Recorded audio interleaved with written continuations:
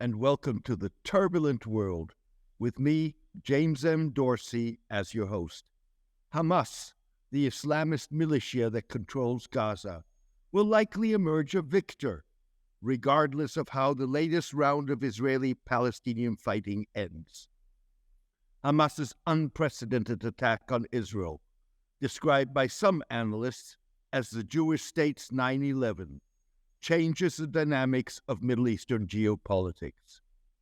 The brutal attack involved prolonged fighting with the Israeli military in Israeli towns and cities, the firing of thousands of rockets at Israeli population centers, the random killing of innocent civilians in Israeli homes, and the kidnapping of scores of Israeli soldiers and civilians. BBC foreign correspondent Secunda Kermani described sirens sounding off and multiple explosions as he disembarked at Tel Aviv airport on Saturday.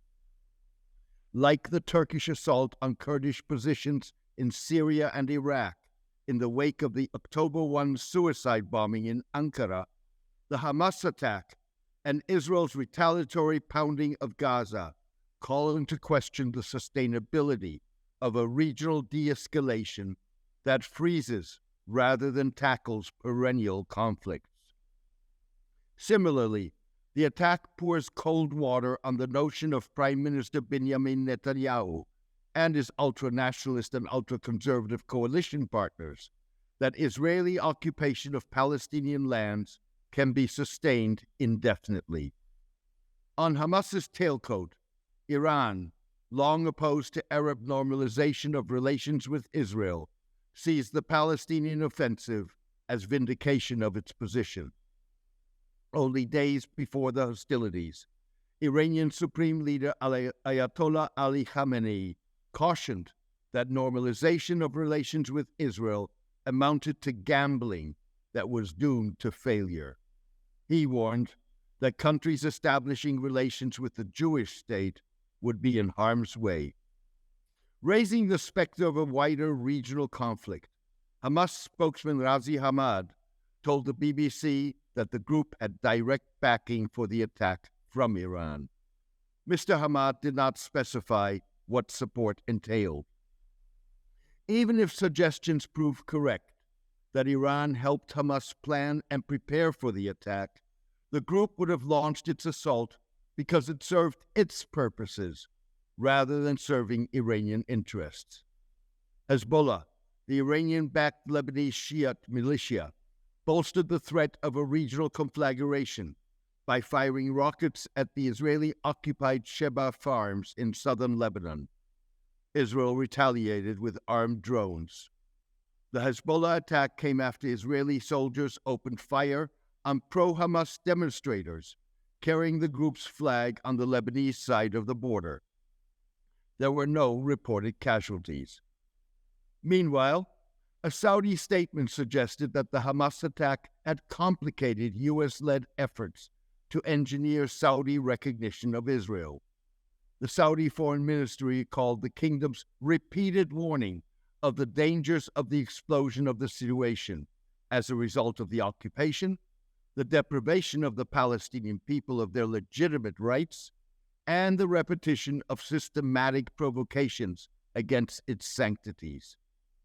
The statement indicated that the fighting reinforced Saudi conditioning of diplomatic relations with Israel on viable steps towards resolving the Israeli-Palestinian conflict. Already, the fighting will stop Environmental Protection Minister Edith Silman from becoming the third cabinet-level Israeli official to visit Saudi Arabia in less than 3 weeks. Mrs. Silman was expected to attend this week's Middle East and North Africa Climate Week conference in the kingdom, one of 4 regional climate weeks held worldwide ahead of next month's COP28, United Nations Climate Change Conference in Dubai. In what diplomats described as an indication of the UAE's predicament, Emirati officials suggested that a United Nations Security Council discussion of the fighting would be a closed session rather than a private meeting. The UAE called for a meeting alongside Malta. Unlike a private meeting, the closed session would not include Israeli and Palestinian representatives. The UAE was one of 4 Arab states to recognize Israel in 2020. At the same time, UAE officials describe Hamas as a terrorist organization.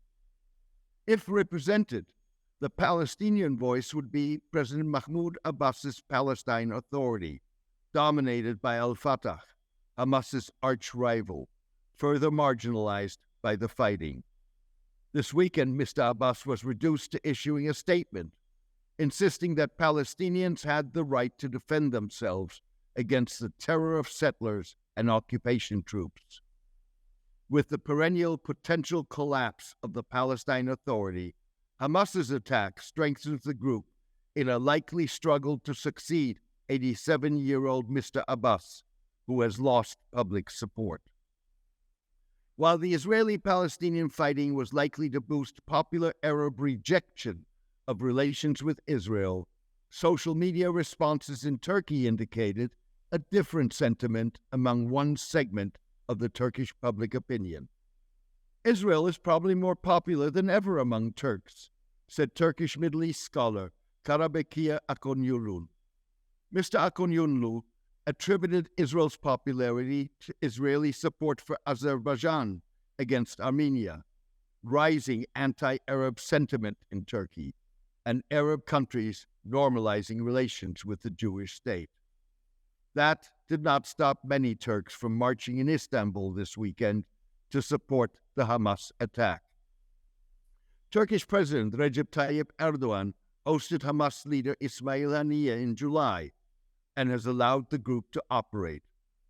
However, unlike Arab statements that blamed Israel for the violence, Mr. Erdogan offered to mediate between Israel and Hamas.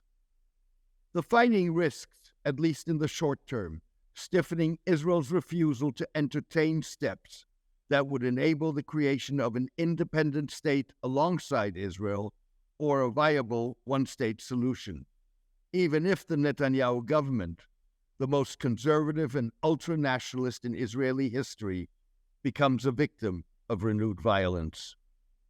Israeli reticence will be further reinforced by likely increased violence on the West Bank, where Palestinian militants resisting Israeli occupation are certain to be emboldened. Militants called this weekend on Palestinians to fight Israelis in their West Bank towns. Some Israeli sources suggested that Israel's focus in the last year on Palestinian resistance in the West Bank had led Israel to pay less attention to Gaza. More than 50 years after initial Egyptian-Syrian advances in the early days of the 1973 Middle East War caught Israel by surprise, the Hamas attack has put a dent in Israel's image of military superiority and prowess. In addition, perceptions of Israeli weakness may be reinforced once the guns fall silent, with the country likely to be racked by assertions that the Hamas attack was an intelligence and military failure. Nevertheless, Israel would likely benefit from an international community breathing a sigh of relief should the Netanyahu government too pay a price with its possible demise. No Israeli government has survived longer than 6 months in the aftermath of a major war like the 1973 war or the 1982 Israeli invasion of Lebanon. Even so, the Hamas attack is likely to impact Israeli public opinion. On the one hand, it is expected to harden attitudes towards Palestinians, reinforced by Hamas's brutal attacks on innocent civilians and abuse of soldiers. On the other hand, Israelis will probably have less confidence in Israeli security. "I'm worried. I can't believe what happened. I've lost confidence," said an Israeli woman in a text message. Mr. Netanyahu has sought to capitalize on the hostilities and unprecedented losses suffered by Israel at the hands of Palestinians. Reportedly 600 dead, including 26 soldiers, and more than 2,000 wounded at the time of this writing. by inviting opposition leaders Yair Lapid and Benny Gantz to join an emergency government. Mr. Lapid said in a statement that Mr. Netanyahu would have to ditch his far-right and ultra-conservative coalition partners in forming an emergency government. The Prime Minister knows that with the current extreme and dysfunctional security cabinet, he can't manage a war. Israel needs to be led by a professional, experienced, and responsible government. Mr. Netanyahu's invitation came as the fighting temporarily eased the Prime Minister's immediate domestic concerns. The rocket attacks and fighting in Israeli towns and settlements close to Gaza ended, at least temporarily, 9 months of mass protests against Mr. Netanyahu's judicial changes. It also halted protests by military reservists, including fighter jet pilots currently striking Gaza, who had earlier refused to report for duty because of the judicial changes. Israeli ultranationalists and military commanders warned that the reservists' protests would weaken Israeli military readiness. On Saturday, Israel called up reservists for a possible ground invasion of Gaza after Hamas took scores of Israeli soldiers and civilians hostage and transferred them from Israel to Gaza. Israel may take heart from the unconditional U.S. and European support fueled by Hamas's Islamic State-style brutality in public statements after the Hamas attack. However, reality is very different behind the scenes, according to U.S. and European diplomats. Mr. Netanyahu has not endeared himself to Western leaders by heading a government that has expanded Israeli settlements in the West Bank, tacitly endorsed increased anti-Palestinian violence by Israeli settlers, violated fragile understandings on the Temple Mount or Haram-ash-Sharif, a site in Jerusalem holy to Jews and Muslims, and responded brutally to Palestinian resistance. In addition, Mr. Netanyahu has embraced nationalist and far-right European leaders who look more favorably at his policies than Western Europeans, the European Union, and U.S. President Joe Biden. Forming an emergency government would ease Western criticism of Israeli policies.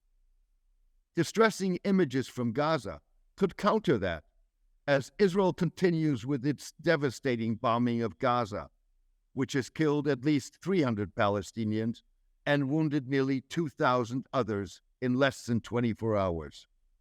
Nevertheless, Hamas may have miscalculated by counting on Mr. Netanyahu's strained relations with his Western partners, leading them to take a more even-handed approach to renewed violence. Selfies of Hamas fighters lynching the corpses of killed Israeli soldiers, reports of killings of Israeli civilians in their homes in towns near Gaza, and the parade of the dead body of a German tattoo artist buried the slim chance of a more nuanced Western attitude. Even so, a Middle Eastern diplomat argued, the Middle Eastern paradigm has changed. Everyone is forced to recalibrate. Hamas shattered perceptions. The Middle East may never be the same.